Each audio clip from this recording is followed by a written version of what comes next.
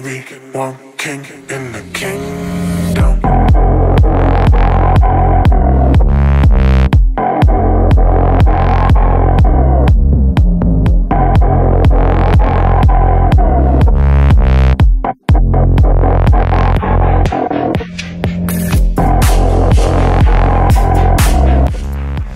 Goeiedag en welkom hierso by Randhart Rugby.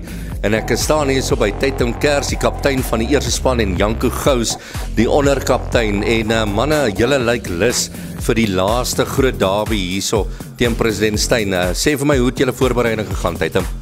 Meneer, ons het baie hard voorberei.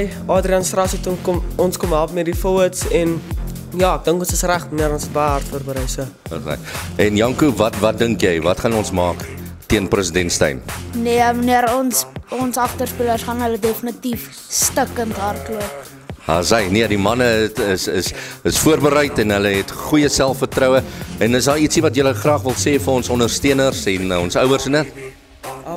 Ons wil net julle graag uitnooi na ons laaste game by Randhart veld kom kyk. Dis ons graad 7 se laaste wedstryd op hulle tuisveld, so dit sal baie gaaf wees van julle om te kom kyk.